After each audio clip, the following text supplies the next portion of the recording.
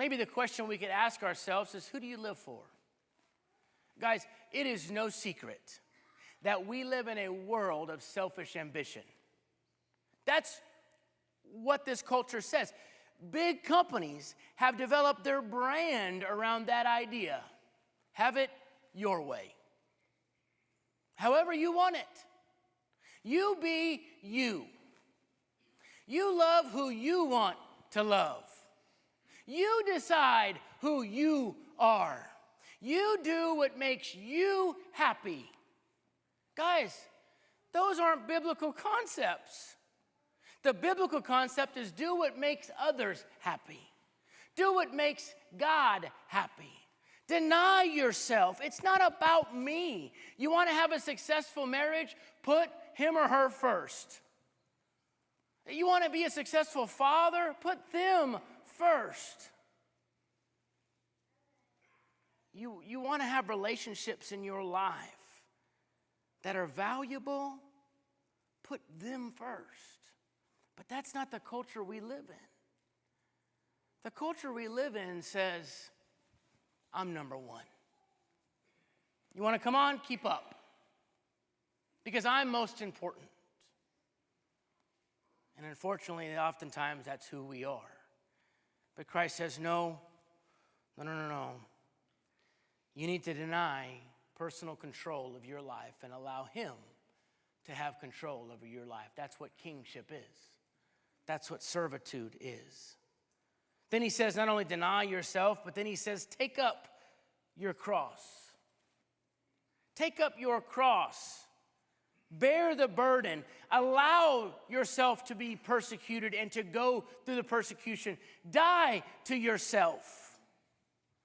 It's not about serving self anymore. It's about serving him and kill everything that's going to come in the way of it.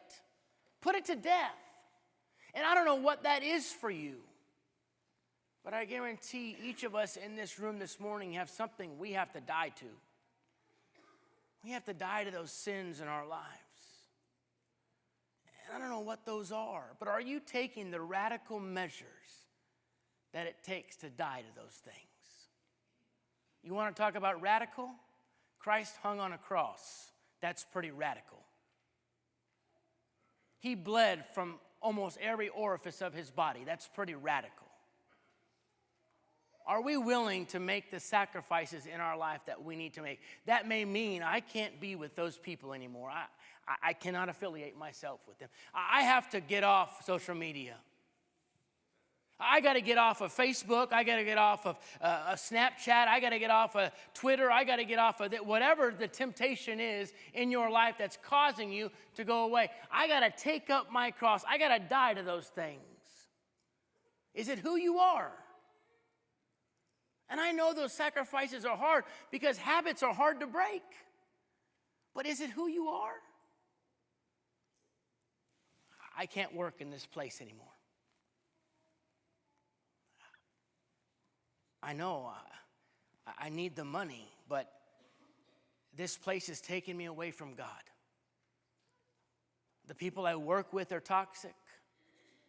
They're making me work on Sundays. It's been 6 weeks since I've been able to go to church. I have to get rid of that. Is it who you are? Many of you maybe came out of a family when you found somebody who taught you the faith. Maybe some of you came out of a family where the family members were not exactly a big fan of you giving your life to Christ. Maybe you were in a situation where you had to choose your relationship with Christ or your family. And maybe that meant months of not talking to him.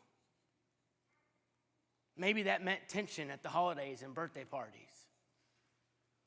But you made a commitment to live completely for him. You made a commitment that that is who you are, not something you do. Take up your cross, and finally he says, and follow me. Follow me. I saw a sticker on the back of a car the other day, and it says, do you follow Jesus this close? Think about it. I know it'll sink in a minute. Some of you will be driving home today and you'll be like, ha ha, I know what he's talking about. Do you follow Jesus this close? That's an interesting idea. Have you ever followed somebody?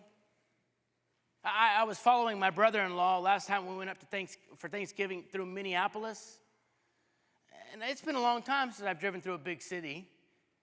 And I was following him to church. And I'm trying my best to stay focused on that silver Wagoneer. And I was so hyper-focused on that car because he was changing lanes. I love my brother-in-law to death. I hope he watches this because I'm going to tease him. I love him to death, but he is not a good person to follow. He forgets you're following him. He's been there. He's driven those roads. He goes to that church every Sunday morning, and I'm like, okay, silver Wagoneer. And I am like hyper-focused. Nobody talk. Listen, I'm focused. Hyper-focused. Are you hyper-focused on Christ? Watching every turn he makes. Every word he says. Every step he steps. Because you don't want to miss the off-ramp. Is it who you are? Is it who you are?